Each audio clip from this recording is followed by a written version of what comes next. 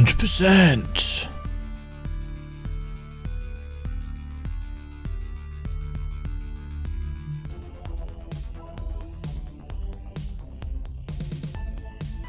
Hello, and welcome back to Axiom Verge, where we are about to go and fight the final boss. We have got all of the notes, all of the passwords as far as I can tell.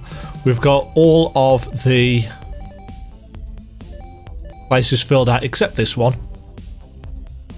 And we're ready with our flamethrower in hand because it seems to be massively overpowered compared to all the other weapons in the game. Ah.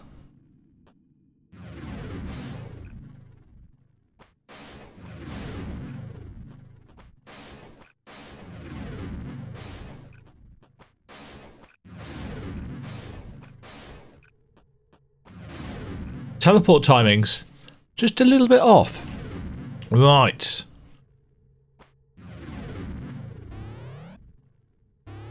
%100% map. We have entered a chamber of horrors. So, it's you. Yes. I have been wondering when you'd come. It's been a long time since I've seen another human. What is this contraption you're in? Are you okay? It protects me from the pathogen. I previously used a much more portable device, but the Rusalki destroyed it. This ungainly machine merely prolongs my demise. Is it true that you released the pathogen on the whole world, intentionally? Yes. Then you'd better do some explaining. Yes, please. If I tell you too much, your captors will have to kill you. But try this. Long ago, this world, Sudra, was the doorway to an unrivaled civilization. Like a port on the way to the greatest nation ever envisioned. But the port had a collapse.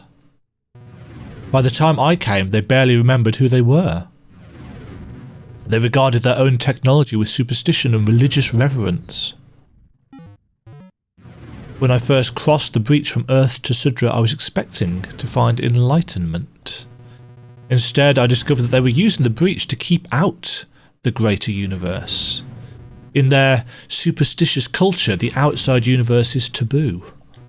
For this, I do not regret removing the main obstacle in my path. You'd resort to genocide just for that. Imagine millennia of scientific, cultural and technological progress.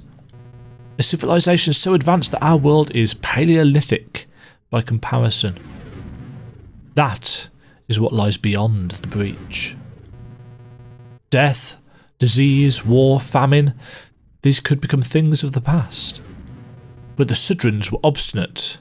This was the forbidden fruit. The loss of a single people balanced against the whole of humanity. How else could I choose? Well, you did it. You have the breach attractor now. Why not just shut it down? The Rusalki were the flaw in my plan. They are masters of war.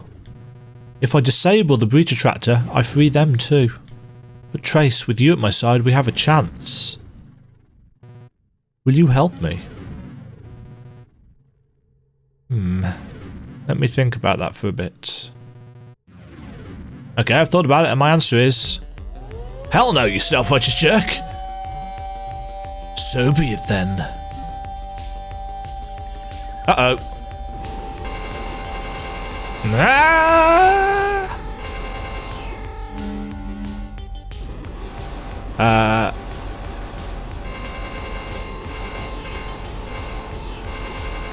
So are these things just going to keep respawning? That shiny thing up there looks like...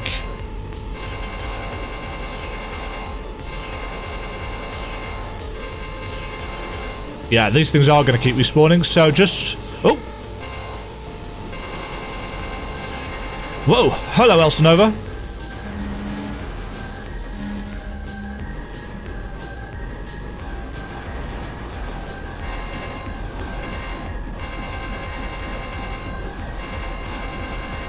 Nah! It's hectic! But this thing is doing so much damage.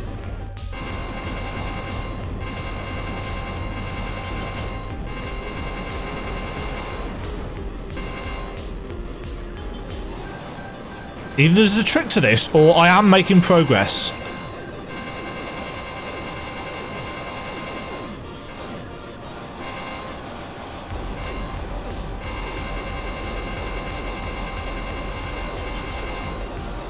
Nah. There's no colour changing. Oh no, actually there is colour changing. Oh. So is that the breach attractor on the top there? I think we've done it, boys. So, it appears I have lost. Appears. Elsinova, we did it. The breach is gone. I'm sorry, but there is one more thing I need to do. You're going to kill him, aren't you? You can't do anything now, just leave him. Unfortunately, that's not a chance we can take. This was inevitable, Trace. Do not blame yourself.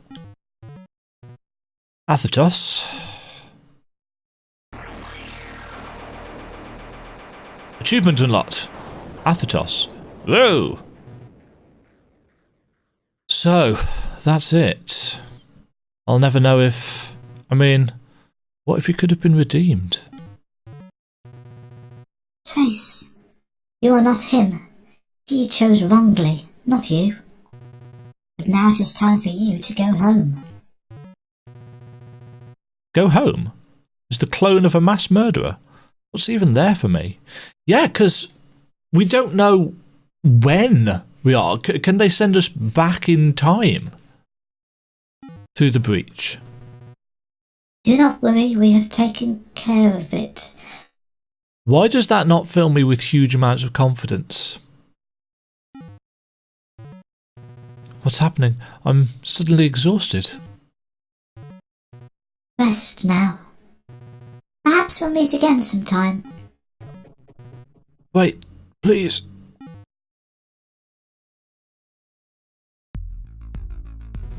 Achievement unlocked, Mercy. As for what happened next...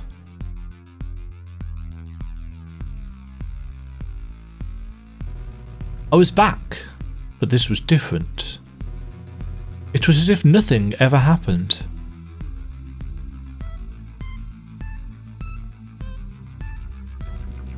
The laser lab had still collapsed, but I was uninjured, and nobody else seemed to think that was strange. I didn't stick around much longer. I tried to go back to my former life, but it felt wrong. Not surprised after all that. I didn't know who I was anymore, or where I belonged.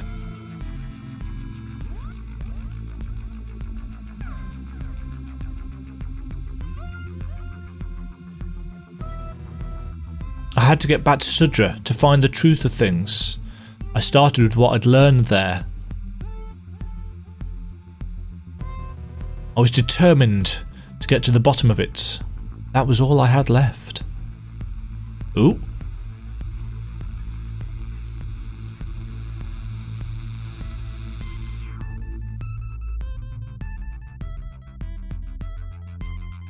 By doing this, developed solely by Tom Happ, I love these one-man indie dev things.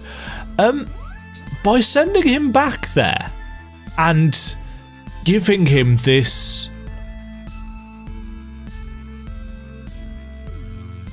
feverish desire to get back and to know more, have they created Athetos in the first place? Is this one big loop that they've created? Is the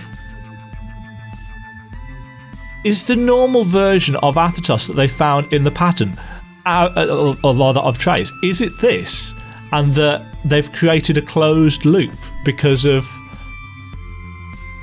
what has just happened?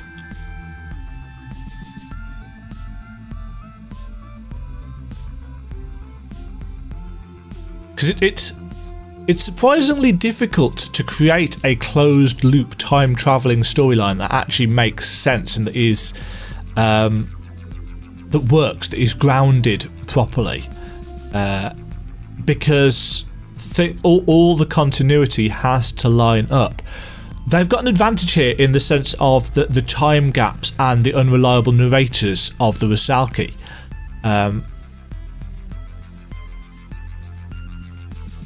But that would be quite cool. Duck? Quack.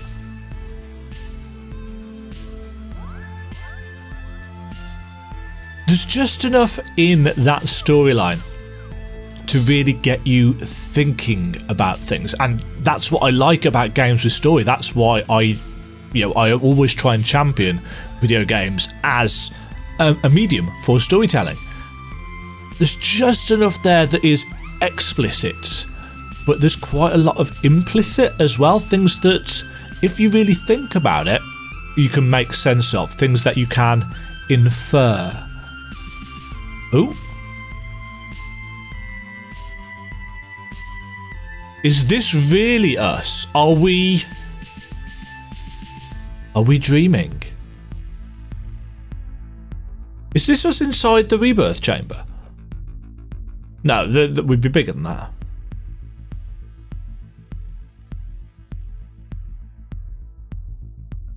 Is this going to be our kind of Metroid end screen with completion and stuff? Final stats. Difficulty, normal. Total time, 14 hours, 8 minutes, 48 seconds, 35, nice. Items, 100%. Map, 100%. Death count, 23, that's not bad.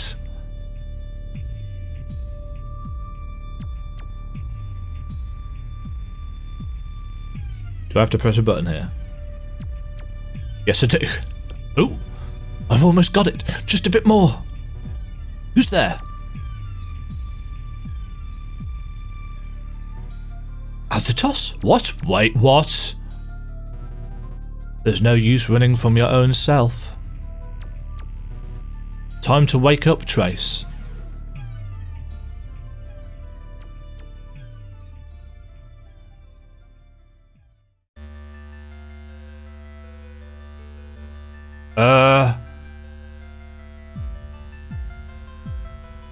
Time to wake up. So the implication there is that, yeah, they've put him to sleep and matrixed him.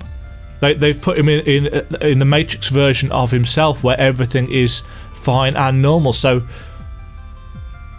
and that Athetos maybe is from the outside and has hacked in, possibly.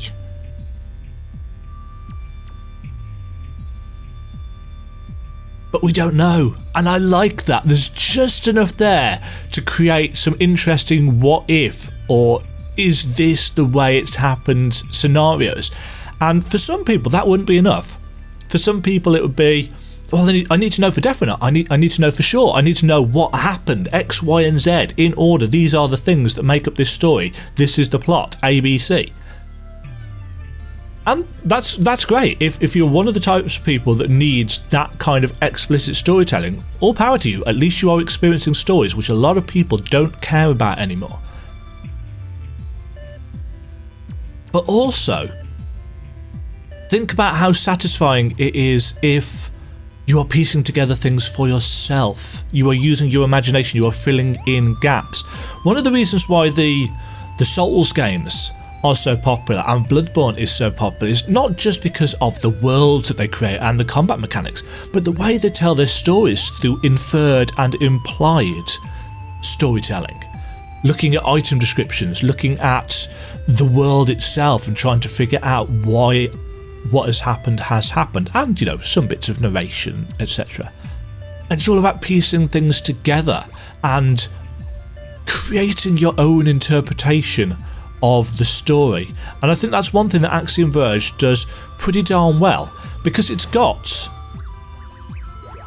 It puts us before the final boss. Because it's got all of these notes which help fill us in on the world before Athetos arrives, the religious fervour, etc, etc.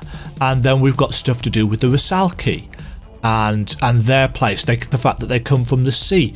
The sea still hasn't been explained. Do they mean the sea of space, the ocean of space? And is this glorious culture what Athetos believes is locked away behind the breach? That works as an interpretation.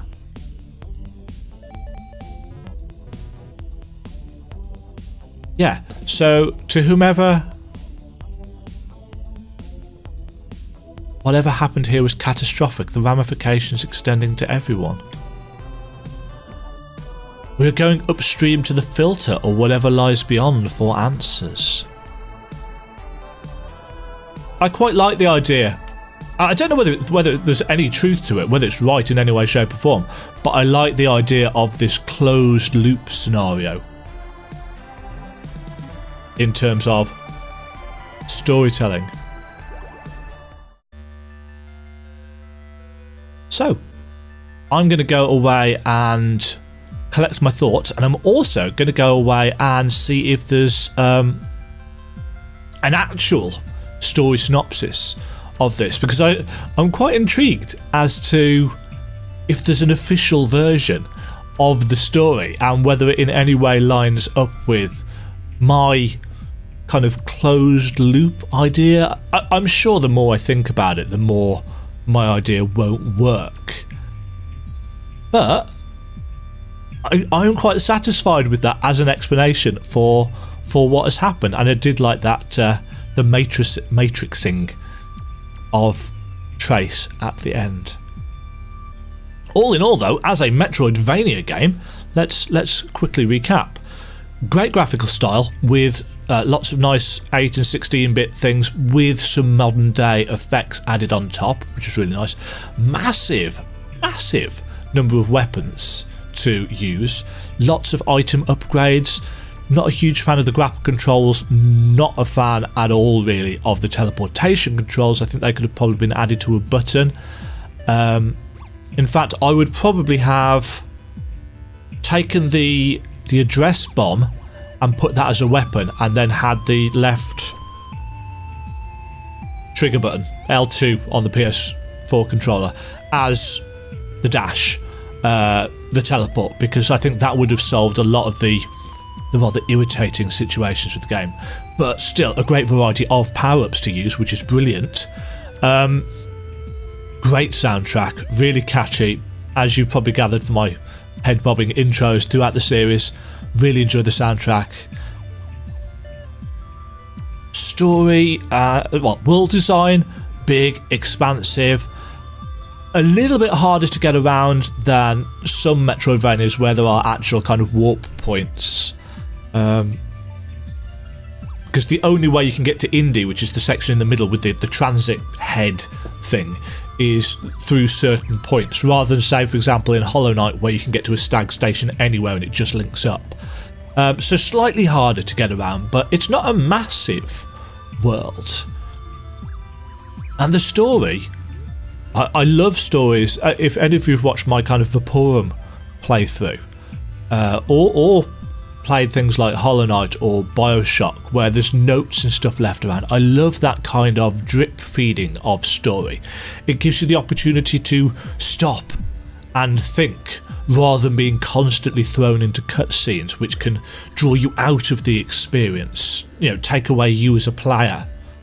And the best thing about this is that you're trying to piece things together, just like in Hollow Knight. You're not really sure what has happened with the Pale King, and the Knights, and the Ghost.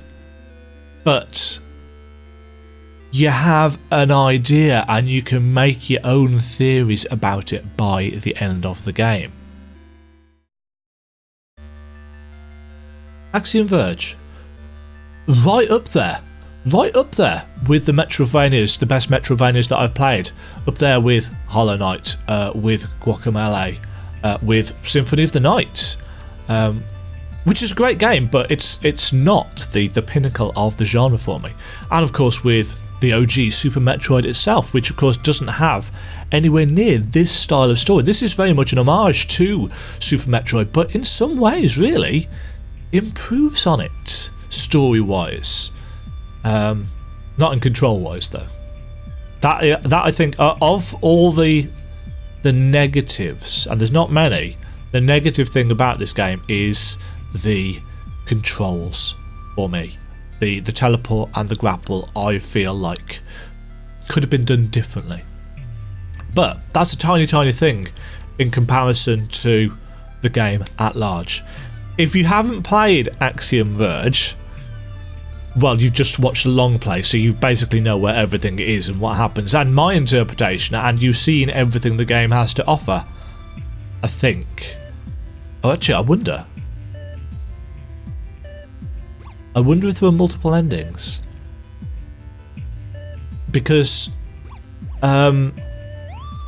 Super Metroid tied your result screen to item collection and stuff like that. I'm going to go and look up whether Axiom Verge does something similar, because there are multiple achievements for it. Let's just... Yeah, see, I've only got 22 or 29 achievements, so I've got 76%. Oh! So, Mercy, the achievement I got, was for sparing the optional boss, so I didn't have to kill him. What are our other achievements? Overclock, complete the entire game in under 4 hours. Ha! Complete the game without dying more than once. Well, you have to die at least once. Complete the game once in speedrun mode. Complete the game in hard difficulty. Glitch every enemy type at least once. Complete the game with under 40%. And one hidden achievement. What? Can I see the hidden achievement? Discover your first secret world. Pacifist. Doesn't tell me what pacifist is. Hard, most invincible. Yeah, so pacifist is the one achievement, the one hidden achievement. I wonder how we get that. I'll go and look that up, and I'll put that up on the screen now as well. If I remember. I should remember. I've been getting better at remembering these things. Anyway, this has been the longest, rambliest outro ever. Axiom Verge. 2015. It's now 2019. It's the 1st of January today. It's New Year's Day. Happy New Year. By the time you see this video, it will be like the 18th, 19th, something like that. I hope you're having a good one. I've really enjoyed this. And hopefully you will join me for whatever game comes around next. Thanks very much for watching. Leave a like if you've enjoyed it. Share the playlist with your friends if they like this kind of thing. And I'll catch you all on the next one.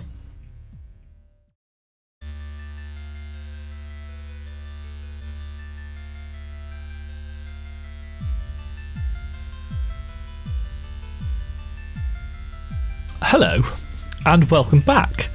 I was not expecting to be adding to this video. Just turn that down a little bit. But in my quest for theories, possibilities, answers, etc., etc., I discovered that Axiom Verge actually has a fairly extensive wiki page.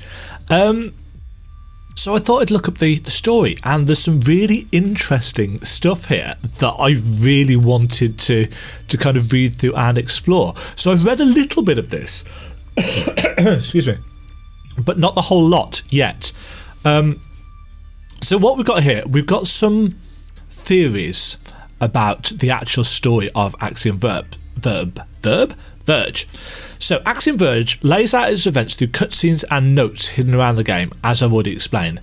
These often hint at actuality, but are sometimes ambiguous, so they can have multiple meanings and interpretations, which, as I've already said, is what I really like in this kind of games. Thus, there are many ways to interpret the game's story. In fact, the main foundation of the game is to question what is real. And I've been doing that all the way through the game. It's all about glitches and code and stuff. And right the way from the start, I've been thinking, well, it looks like we are altering the world through kind of biomechanoid science. What I hadn't thought of, though, at the time is... Or maybe I had thought of it, but I hadn't expressed it in words so much, is... this thing that we see right at the end, the idea that Trace is in some kind of Matrix style thing. So Trace is Neo. Trace is the one. He's able to manipulate the code of reality, maybe.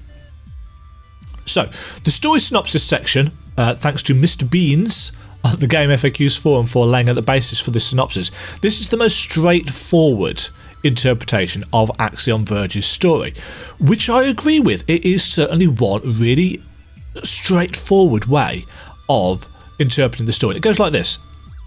Trace is a scientist on Earth who works in a lab where a frozen pressure valve causes an explosion. Trace is severely injured in the explosion. For months he's bedridden, blind, paralysed from the waist down. With little other stimuli, his mind turns to physics and the mysteries of the universe. And that is why he is in that wheelchair. One day, Trace has an epiphany that changes what we know about the laws of physics. With the help of Dr. Hammond, he begins publishing his theories, but the scientific community is sceptical of this drastic departure from established science. He moans about how they saw it as pseudoscience. They blacklist him, start calling him Athetos, which is a nickname that can be taken to mean one whose opinion is rejected.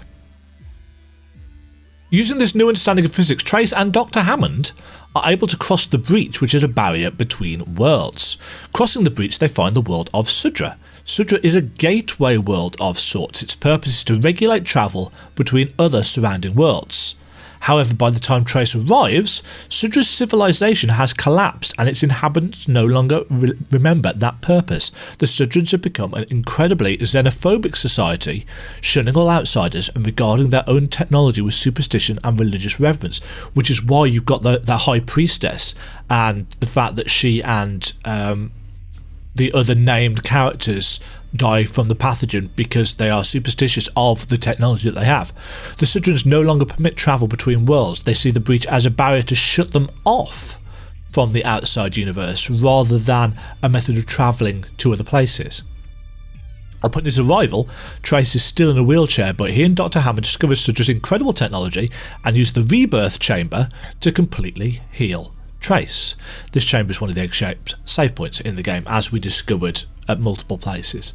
By using this chamber, Trace also inadvertently leaves behind an imprint of himself. The same chamber years later will be the starting point of the events of Axiom Verge. So that imprint, when he very first gets there and heals himself for that very first time, that is what we become when we get to play.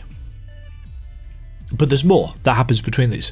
For some time, Trace explores Sudra and makes contact with its inhabitants. Trace eventually decides the Sudran technology is too dangerous to bring back to Earth, believing it is connected to the catastrophic collapse of Sudra's civilization. Trace and Dr. Hammond then attempt to go upstream to the filter or whatever lies beyond for answers. And that was in the faded note that we just read. But we still don't know what the filter is. Perhaps it is some way of filtering through the breach. Perhaps it is a crossroads for data streams that would enable him to go to other worlds.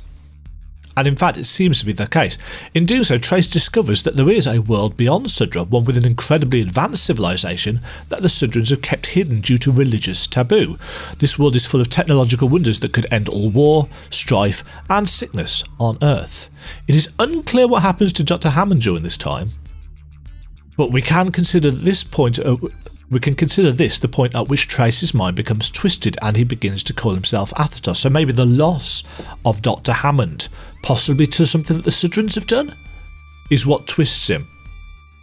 Athetos decides that the needs of the many, humanity, outweighs the needs of the few, and that the only way to bring this technology back to Earth means destroying the Sudrans who would refuse passage between Earth and the world beyond. So he begins creating allies, genetically modified variants of himself, using the imprints that he now knows he has left in the rebirth chambers in his exploration. He also convinces Katrahaska, one of the Rusalki, the destroyed one that we find in the game. The Rusalki are giant war machines that guard Sudra, and they're described as water machines in the sense that they live in the waters, the oceans of space, to aid his cause. Feeling secure in his army, Athetos goes on the offensive with biological warfare, creating a pathogen that wipes out the Sudrans almost entirely. The only thing that would stop him now are the 3 remaining Rusalki. We've got Elsinova, we've got Ophelia, and we've got Varuska, who stayed true to their purpose of guarding Sudra. Varuska is the one that was responsible for the drones. They battled against Athetos, his variants, and Katrahaska. Using remote drones, they managed to destroy Katrahaska and Athetos' mobile pathogen protection, forcing Athetos to retreat to a hideaway in Ma'uru, which is way above the surface of Sudra, away from the full extent of the pathogen. However, before he does so, Athetos manages to turn off the remote drones, leaving the Rusalki nearly helpless, dormant, and degrading, which is the state that we find them in many years later. Since they can't stop Athetos in this state, Ophelia comes up with a new plan. She will create a new copy of Trace from the imprint when he first was healed, back when he first came to Sudra. Though it's been a long time, the Rusalki are aware that Trace was much kinder when he first arrived on Sudra. They theorise that, therefore, that using this imprint will produce a copy that will be more amenable to the ideas of stopping Athetos, this massive, genocidal, pathogen-releasing monster.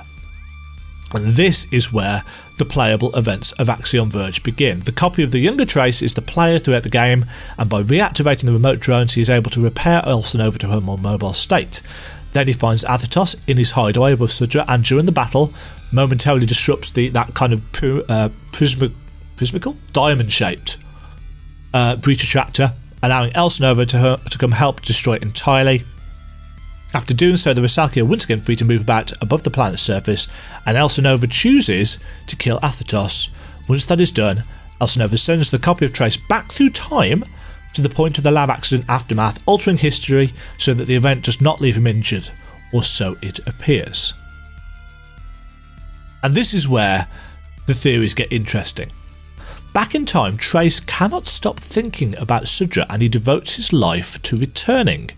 In the final cutscenes, he is near to his goal of returning, and we see a brief glint, that little green glint in his eye, indicating that he may be on the path to becoming Athetos once again. And that all makes sense. That all makes sense in terms of what we know of the story.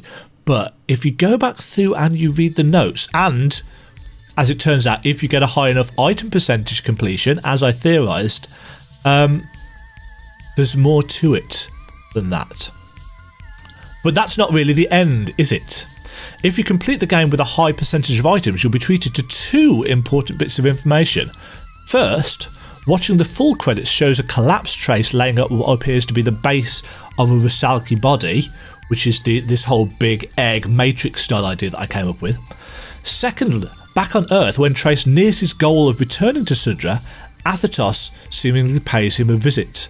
Athetos tells Trace that he cannot outrun himself. He tells him that it's time to wake up, and then shoots him.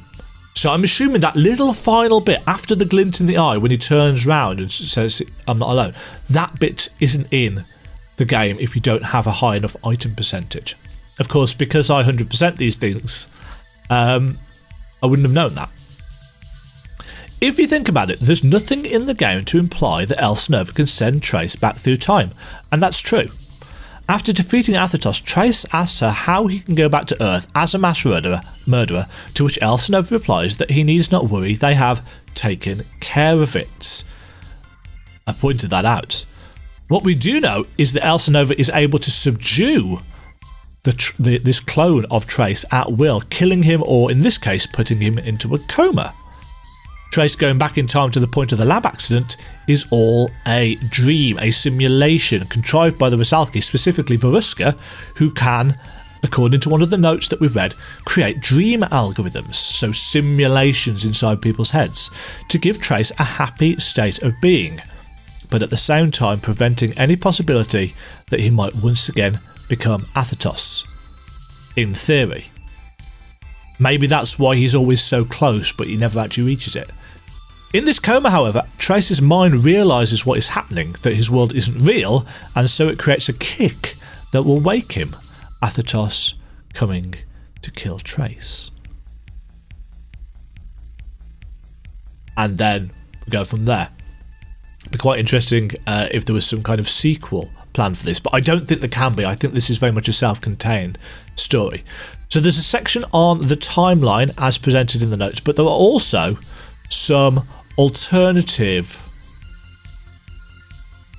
story interpretations here. We've got one about the Rusalki releasing the pathogen. We've got one about the multiverse theory, which is the one that I speculated about back towards the start of the game. And we've got the simulated universe theory, which is all about Matrix style simulations. And they are all 100% plausible, which is what I really like about this. If I had to guess, I would say that the multiverse theory ties in most closely to what I was working with for most of the game.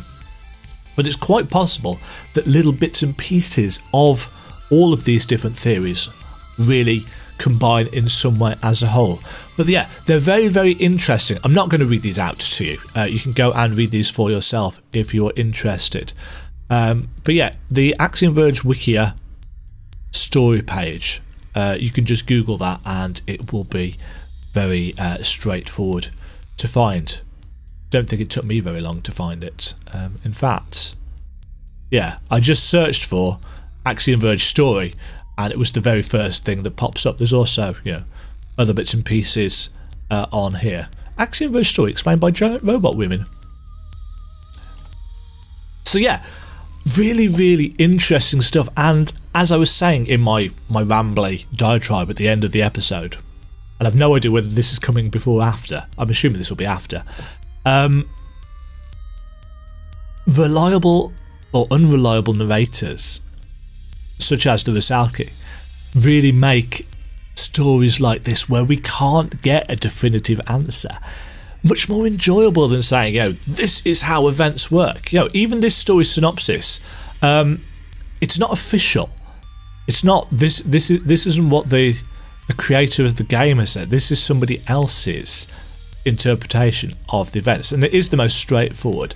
And then we've got all these alternative theories to work with. So go and check that out if you're interested, as I am, in the story.